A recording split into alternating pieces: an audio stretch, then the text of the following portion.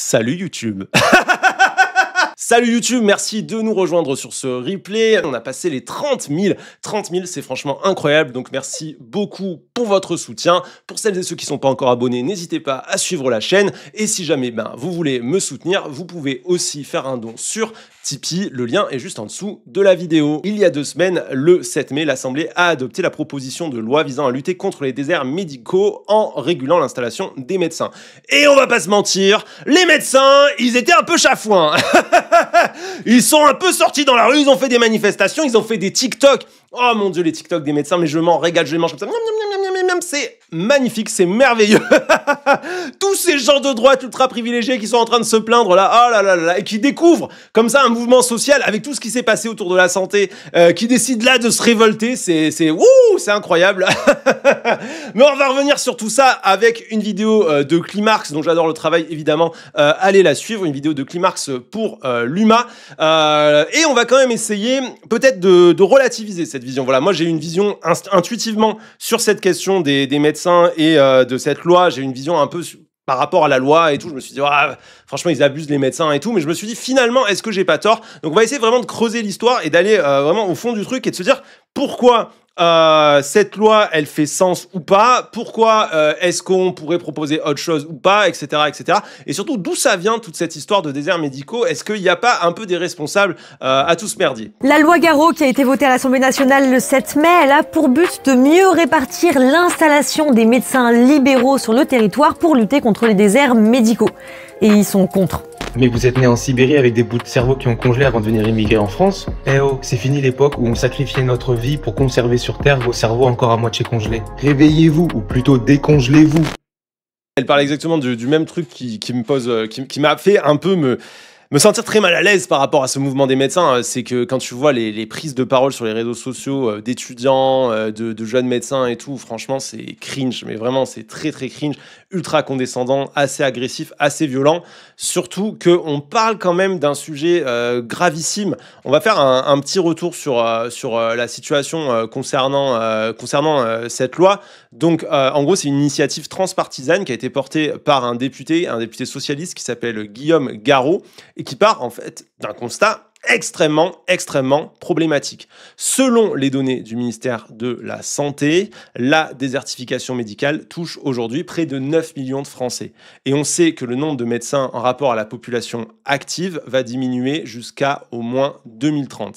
Ça veut dire que là, aujourd'hui, on a déjà 9 millions de personnes qui sont dans des zones qui sont factuellement des déserts médicaux et qu'on sait aujourd'hui que par rapport au nombre de médecins qu'on forme, jusqu'à 2030, le nombre de médecins en rapport à la population ne va faire que diminuer parce que la population augmente et le nombre de médecins, lui, n'augmente pas. Donc, c'est déjà un énorme problème parce que ça veut dire qu'on a tout simplement de plus en plus de gens qui ne peuvent pas se faire soigner. Mais à ça s'ajoute le fait que en plus, le peu de médecins qui restent, aujourd'hui, le peu de médecins qu'on continue à former et qui sont en train de se former, eh ben, ils vont de plus en plus, tous, aux mêmes endroits. La densité médicale, c'est comme ça qu'on mesure le nombre de médecins quelque part, elle est en hausse dans 31 départements, alors qu'elle s'est détériorée dans les 69 autres. Les médecins vont tous exercer au même endroit et délaissent des territoires qui ont absolument besoin qu'on vienne y faire du soin. Donc c'est vraiment un problème hyper important et venir insulter les gens en mode comme le fait le gars là, avec les glaçons sur la tête et tout, en gros vous êtes des cons, vous comprenez rien, nanani nanana, en fait ça répond assez mal, je trouve personnellement, aux enjeux soulignés par la loi et la proposition de loi. Je sais que d'autres médecins ont plus d'arguments pour avoir lu ce qui a été proposé par certains syndicats d'internes, etc. et tout. Mais grosso modo, cette manière de communiquer, elle est catastrophique et elle renvoie quand même une idée qui est non mais ça va, on a fait des études longues, maintenant on va palper, s'installer dans des grandes villes et vous n'allez pas nous faire chier. L'accès aux soins se détériore. Une quarantaine de départements sont sous le seuil critique de 40 spécialistes pour 100 000 habitants et 6 millions de personnes n'ont pas de médecin traitant. En France, c'est 87% du territoire qui est un désert médical. Ça veut dire que les gens n'ont pas accès à un médecin, soit parce qu'il n'y en a pas, soit parce que les médecins font du dépassement d'honoraires et donc que c'est financièrement inaccessible. Et puis de toute manière, c'est vraiment très peu contraignant cette loi. 87% du territoire, c'est genre beaucoup de territoires, ça fait vraiment beaucoup d'endroits où vous pouvez aller. Hein. Effectivement, en fait, quand on creuse, on se rend compte que la manière dont on nous présente la loi depuis le début, en tout cas, quand on écoute les manifestations de médecins, etc., on a vraiment l'impression qu'ils vont finir leur internat, qu'il y a le GIGN qui va arriver, péter la porte, les kidnapper, les prendre comme ça, les mettre dans un petit fourgon, conduire comme ça pendant très très longtemps sur des petites routes sinueuses et qui tournent parce que c'est des départementales pour les installer dans la Creuse. Et là, ils auront un cabinet, ils seront dans la Creuse et ils seront obligés de travailler. Oh mon Dieu! Et je dois faire ça pendant 40 ans dans la Creuse. Oh mon Dieu, mais c'est un enfer! Oh, qu'est-ce qu'on m'inflige et tout. Ça, c'est la version des étudiants en médecine. Maintenant, quand tu regardes la proposition de loi, on va pas se mentir, c'est pas, c'est loin d'être aussi vénère que ça en a l'air. La proposition de loi, au lieu de dire on va forcer les médecins à s'installer dans telle ou telle zone, ils ont décidé de réguler l'installation dans les zones les mieux dotées. Donc vous avez bien compris qu'on parle dans le territoire en fait d'une pénurie de médecins qui est liée à, d'un côté, on forme pas assez de médecins, ça globalement tout le monde est d'accord et ça va être très très dur à pallier de toute façon, mais aussi au fait que les médecins qu'on forme, ils vont tous dans les grandes villes, genre le centre de Paris, et ils vont pas, par exemple, au hasard dans la Creuse. Et en fait, au lieu de dire on va forcer les gens à s'installer dans la Creuse, ils se sont dit on va faire en sorte que dans les zones les mieux dotées, eh bien, il y a une régulation de l'installation. En gros, l'idée, c'est de créer une autorisation pour pouvoir s'installer dans les zones où il y a déjà trop de médecins. Ben, il faudra une autorisation de l'ARS pour remplacer un autre médecin qui pratiquait la même spécialité sur ce territoire. Tu ne peux venir que dans le centre de Paris, que si c'est pour remplacer un médecin qui s'en va du centre de Paris. Franchement, je trouve que c'est pas dégueulasse, c'est même plutôt souple, quoi. On vient pas enlever, kidnapper les gens, les forcer. On leur dit, voilà, là, il y a des zones où il y a beaucoup trop de monde, et en fait, c'est pas tant de zones que ça sur tout le territoire. Vous pouvez aller de droit n'importe où ailleurs. On vous laissera vous installer, on vous emmerdera pas, on vous dira pas s'il faut que ce soit telle région, c'est où vous voulez, tant que la zone est en sous-dotation. Quand la zone, elle aura son quota, bah vous irez dans la zone d'à côté, etc., jusqu'à ce que le territoire soit couvert. Franchement, c'est pas horrible. La pénurie de médecins et la défense d'une médecine libérale, vous l'avez compris, ça va ensemble. C'est pas l'État qui a imposé aux médecins un numerus clausus, mais un arrangement entre l'État et les médecins libéraux qui le réclamaient depuis longtemps. Donc, faire comme si tout ce que vous vouliez, c'est être des fonctionnaires, mais l'État vous l'a interdit. À d'autres! Que diable! Je vais aller en contre par rapport à ce que dit Climarx. Je suis globalement d'accord sur ce qu'elle dit, mais je pense que c'est un peu plus complexe que ça. Parce que si on regarde, en fait, oui, donc il y a la mise en place du numerus clausus à l'origine, dont elle parle là, depuis tout à l'heure, mais à côté de ça, il va y avoir d'autres décisions politiques qui vont être prises au fil de l'eau et qui vont quand même instaurer cette pénurie actuelle qu'on connaît, et notamment des décisions qui vont être prises dans les années 90. Je vous lis l'extrait d'une interview de Léonard Guillemot, qui est sous-directeur de l'assurance maladie de Paris et qui explique un peu ce qui s'est passé à ce moment-là. Il raconte que pour comprendre ce qui a provoqué cette pénurie de médecins généralistes, il faut revenir aux décisions qui ont été prises dans les années 90. À l'époque, pour réguler le système de soins et faire en sorte de limiter les dépenses, on a joué sur une raréfaction de l'offre médicale. Le ministre de la Santé fixait notamment le nombre d'étudiants pouvant accéder à la deuxième année de médecine via un numerus clausus très restrictif qui limitait donc à échéance de 10 ans le nombre de médecins. En substance, on se disait que moins de médecins, c'était moins d'ordonnances délivrées et donc moins de remboursements à effectuer pour l'assurance maladie. Les médecins, de leur côté, devaient aussi y gagner puisqu'ils faisaient face à moins de concurrence. Donc on voit que les médecins étaient un peu partie prenante du truc, ils ne sont pas descendus dans la rue pour s'opposer à ça, mais en fait il y avait quand même une décision politique qui avait été prise en amont par le gouvernement de l'époque. Qui est le gouvernement de l'époque? En fait, c'est pas dans les années 90, la décision politique on peut la dater précisément à 1993 sous François Mitterrand. Encore un coup des socialistes! Et non, en fait non. À ce moment-là, en 93, on n'est pas exactement sous gouvernement socialiste puisqu'il y a cohabitation avec un gouvernement de droite. Donc François Mitterrand est bien président, mais le gouvernement est de droite. C'est le gouvernement Balladur qui a comme ministre de la Santé Philippe Douste-Blazy. Donc Balladur est RPR, Douste-Blazy lui est à l'UDF. Donc c'est bien des personnes de droite qui vont mettre en place une politique qui est une politique dans la logique habituelle de la droite, réduction de la dette, etc. et qui va choisir de fixer le numerus clausus à 3500 places, alors que d'habitude on tourne plutôt autour des 7000 à 8000 places. Et cette mesure, elle va tirer quand même pendant presque 10 ans, jusqu'en 2004, ou le même Philippe Douste-Blazy. Ça, c'est quand même un des, un des hasards de la politique. Le mec était ministre de la Santé sous Balladur. Bah, il est reministre de la Santé, cette fois, sous Chirac, est confronté à la catastrophe qu'il a lui-même créée et se retrouve à dire oui, finalement, on annule. C'est pas moi qui l'ai fait. Alors là, vraiment, je ne sais pas qui a fait cette connerie, mais alors, non, j'ai tout vu. Je sais qui est responsable, mais je ne dirai rien. Et tout ça pour dire que, oui, c'est lié en partie à la volonté des médecins, mais il faut quand même reconnaître qu'il y a effectivement quand même des origines politiques très nettes qui sont portées par des logiques court-termistes et politiciennes, et aussi des stratégies politiques de droite qui en fait ne pensent qu'à court terme et qui réfléchissent en termes principalement de coûts et profits, sans réfléchir à ce que ça fait à la société dans son ensemble. Pour répondre un peu aux gens dans le chat qui sont en mode oui, mais les médecins ils font le métier de leur rêve, et là, on les prive de leur liberté, etc. et tout. Honnêtement, moi, je trouve pas qu'on les prive de leur liberté. On leur dit juste de pas s'installer dans des zones qui sont déjà saturées pour aller dans des zones où il n'y a pas assez de gens, parce que ces gens ne peuvent pas être soignés. On pourrait, franchement, être largement plus répressif si on le désirait. Parce que je rappelle que ce qui est en jeu, c'est un droit.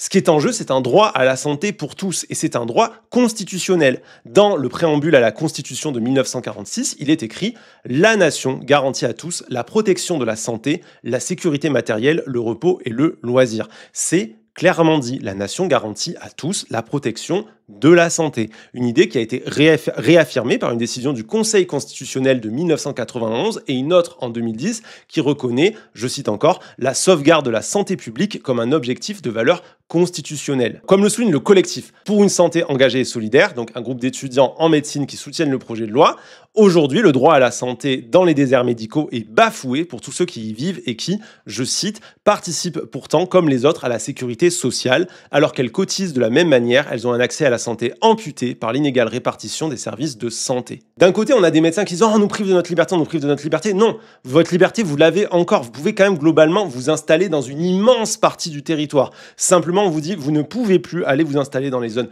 déjà saturées parce que c'est garantir le droit à la santé pour tout le monde, de manière à ce que des personnes qui cotisent, à des personnes qui participent à la sécurité sociale ne soient pas tout simplement coupées d'un droit à simplement se faire soigner. Et du coup, je trouve que voilà, cet argumentaire sur les pauvres petits médecins, etc., enfin, à un moment donné, je trouve qu'on est d'une grande gentillesse en fait avec eux. Il y a aujourd'hui un appareil législatif qui pourrait se mettre en branle et se durcir beaucoup plus. Ouais, il y en a qui parlent des profs, mais exactement. Alors évidemment, c'est des fonctionnaires, mais à un moment donné, ouais, il y a des gens, ils sont obligés dans leur métier comme ça. Vraiment, on leur dit, tu vas là et puis boum quoi. Va t'installer à tel endroit et c'est pas une grande zone et tu choisis où tu vas quoi. C'est tu te retrouves, t'as fait toutes tes études à Marseille, on te dit, t'es en Normandie. Voilà. Alors j'espère que t'aimes la crème fraîche, hein, parce que c'est comme ça, c'est la Normandie, la crème fraîche et la pluie. Achète-toi des bottes en caoutchouc, hein. Ciao. Et le gars, il y va en plus. En plus, ils y vont les profs, tu vois. Et ils sont bien moins payés que les médecins généralistes. Oui, d'accord, c'est quelque chose qui est contraignant pour les médecins, mais c'est quelque chose qui répond à un enjeu national. C'est un enjeu national et un enjeu de santé beaucoup trop grand et beaucoup trop important pour qu'il soit simplement mis de côté parce que Bidule a envie de s'installer à Paris. Enfin, c'est pas possible. Mais croyez-le ou non, vous aussi, les étudiants en médecine, vous avez une histoire de gauche. En mai 68, vous avez occupé les facs comme les autres. Vous demandiez l'accès à l'université pour tous et toutes comme les autres. Et vous critiquiez la hiérarchie ultra forte dans les hôpitaux. Et c'est grâce à vous que le numerus clausus n'a été que mollement appliqué en 71, alors que ça faisait longtemps que les médecins le demandaient. Parce que vous faisiez flipper l'État. Et en tant que travailleur, vous avez intérêt à changer ce modèle libéral. Alors, peut-être que vous pensez que ça vaut le coup de le sauver parce qu'il vous permet de gagner plus d'argent que les autres, mais vous avez déjà perdu la course. En fait, c'est pas en travaillant qu'on devient riche. Désolé. Vous allez gagner moins d'argent, certes, mais est-ce que pouvoir faire un travail utile à la société dans de bonnes conditions, ça vaut pas tout l'or du monde finalement. Je suis pas sûr que ça va les convaincre, hein. Il va être là, comment ça, moins d'argent? Attendez, ils veulent nous prendre l'argent en plus. Voilà, on a la version des gens qui sont pour la réforme. Vous vous rendez bien compte que moi, je suis assez d'accord globalement avec une grande partie de ce qu'a dit Climarx. Cela dit, il y a quand même des contre-arguments qui n'ont pas été évoqués parce que voilà, les médecins, ils sont pas juste en mode oui, vous êtes des merdes. Il y a quand même 2-3 trucs qui ont été dits. Notamment de ce que j'ai pu regarder, un des trucs qui a été beaucoup souligné et beaucoup demandé en fait par les médecins, c'est de ne pas faire quelque chose qui serait de l'ordre du restrictif, mais qui serait de l'ordre plutôt de l'incitatif. J'ai notamment trouvé un article donc, qui relaie la parole d'un certain Thomas City, vice-président de l'ISNI, Intersyndicale nationale des internes. Il dit en gros que lui, ce qu'il voudrait, c'est promouvoir la création d'un programme d'incitation et de formation à l'exercice de la médecine dans les territoires.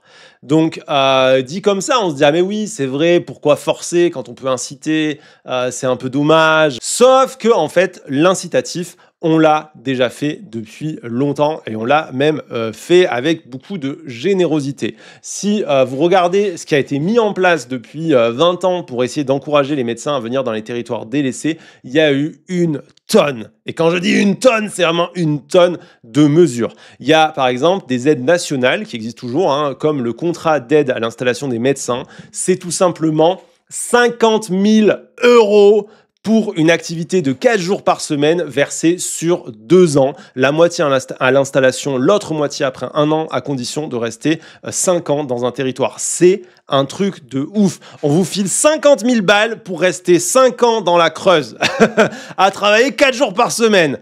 Donc c'est quand même pas dégueulasse. À ça peut s'ajouter 5 000 € par an versés par l'assurance maladie et des exonérations fiscales. Combien? 50 000 € plus peut-être 5 000 €, plus des exonérations fiscales, ça commence à être pas dégueulasse. À côté de ça, il y a aussi des aides locales qui varient selon les régions, et c'est des aides qui sont généralement plutôt pas mal, donc notamment des programmes d'aide financière et logistique à l'installation, donc ça peut couvrir le financement des frais d'installation avec une aide pour l'achat du matériel médical et l'aménagement du cabinet, et parfois même ça va jusqu'à rémunérer le logement du médecin, et c'est pas le logement de fonctionnaire, hein, c'est des maisons assez jolies et tout, où tu payes tout simplement pas de loyer. Donc en gros, entre la région et l'État, t'as pas reçu un seul patient, t'as déjà 55 000 €, aucun frais fixe, et ta maison, ton loyer, il est payé. Ça fait quand même 3 600 € net environ de revenus assurés, t'as encore soigné personne. À un moment donné, moi j'ai envie de te dire, les mesures incitatives, on les a tentées, quoi. Donc l'argument de Thomas City, là, le vice-président de l'ISNI, c'est du foutage de gueule. Ça ne marche pas. Les mesures, elles sont là. On le fait depuis 20 ans. Et le constat est simple. Les médecins s'en foutent. D'après la commission des affaires sociales du Sénat, aujourd'hui, les départements les mieux dotés ont 1,7 fois plus de médecins généralistes et 2,8 fois plus de spécialistes par habitant que ceux les moins dotés. Et la situation, il prévoit qu'elle va encore plus se dégrader à mesure des années. Donc, certaines régions ont trop de médecins, d'autres en ont toujours pas assez, et les mesures incitatives, quelles qu'elles soient, ne fonctionnent pas. Ça fait 20 ans qu'on fait des ponts d'or aux jeunes médecins pour qu'ils viennent s'installer hors des grandes villes. Ils ne veulent pas. Ils ne veulent pas. Qu'est-ce qu'on est censé faire ? Qu'est-ce qu'on est censé faire? Qu'est-ce qu'on peut faire de mieux que filer 55 000 € à quelqu'un, lui payer son cabinet, sa maison? Ils veulent quoi au bout d'un moment? C'est pas possible. Alors il y a des enjeux justement. C'est là où moi je suis quand même d'accord. Je trouve pour que cette proposition de loi elle puisse être critiquée. Par exemple, la proposition de loi, elle pense en termes de territoires qui seraient trop dotés et d'autres qui seraient sous-dotés. Mais on sait que par exemple sur un tissu urbain, par exemple, dans l'interview là que j'ai lu de comment est-ce qu'il s'appelle voilà, dans l'interview que j'ai lu de Thomas City, le vice-président de l'Intersyndicale nationale des internes, il prend l'exemple de la ville de Nice. Et je pense que c'est pas un mauvais exemple. Il dit mais en fait, la ville de Nice, dans la cartographie qui va être faite actuellement, elle va être marquée comme trop dotée en soignants. Alors qu'en réalité, les soignants, ils sont tous dans une certaine zone de la ville et qu'il y a plein de quartiers populaires où il n'y a personne pour soigner les habitants et que finalement, en termes de temps de trajet, de temps de transport et tout, si on réfléchit en échelle de territoire, ça reste très très difficile pour les gens qui habitent dans ces quartiers-là d'avoir accès aux soins. Donc ça, c'est un bon argument. Moi, je trouve qu'effectivement, ça voudrait dire que oui, cette réforme, elle n'est pas parfaite et il y a des choses à corriger. Ce qui me dérange, c'est que la proposition de cette personne-là, c'est pas on va améliorer la réforme et faire des propositions d'amélioration. situation, c'est on est contre, on n'en veut pas, il faut des mesures incitatives. Alors que quand tu regardes l'histoire du truc, bah non, je suis désolé, les mesures incitatives, on les a faites, ça n'a pas fonctionné, ça ne marche pas, c'est de la merde. À un moment donné, il faut bien faire quelque chose, les gens ne sont pas soignés, il faut bien qu'on s'en occupe, et si les médecins ne veulent pas, quand on leur fait des ponts d'or, venir s'installer dans la Creuse, bon ben on va faire en sorte qu'ils puissent plus s'installer à Paris, il y en aura bien un qui va finir par se dire, bon la Creuse c'est pas si mal, et il sera heureux là-bas. À partir du moment en fait où on se réfère à la Constitution, et que la Constitution dit qu'on a un droit d'accès aux soins, je pense qu'il faut considérer que les soignants, même s'ils veulent être des chefs d'entreprise libéraux, etc., ils pourront jamais l'être totalement. Il y aura toujours un contrôle étatique et qu'à un moment donné, on peut plus les laisser faire ce qu'ils veulent. On les a laissés faire un peu comme ils voulaient. Ben voilà la situation. Déserts médicaux, des gens qui sont pas soignés, plein de gens qui doivent attendre des mois et des mois pour voir un généraliste ou un spécialiste. Fuck off. C'est bon, on vous a laissé faire votre truc, ça marche pas, on a envie de pas mettre 1000 ans à voir un dentiste, un généraliste, etc., etc. Donc, on va tenter des trucs. Je dis pas que la mesure est parfaite, la mesure, elle a des défauts, il faudra certainement la corriger, la changer, la transformer. Il faudra être extrêmement attentif, et ça j'insiste là-dessus, sur les politiques qui vont être menées en termes de soins et en termes de gestion des soignants, etc., etc. Parce qu'on l'a vu avec le numerus clausus, bah, il y a quand même une part de responsabilité politique dans le fait que la situation est largement empirée. Maintenant, à un moment donné, je préfère qu'on teste de cette manière-là, qu'on continue encore 10 ans de mesures incitatives qui vont pas fonctionner, pour se retrouver avec finalement 90% des médecins qui seront dans 5% du territoire, avec tout le reste de la France qui est en train de canner. C'est non. Désolé les médecins, c'est comme ça, désolé, faites avec. Et si jamais vous passez dans les commentaires de la vidéo YouTube, n'hésitez pas à rager, ça me fera ça me fera des vues. Voilà.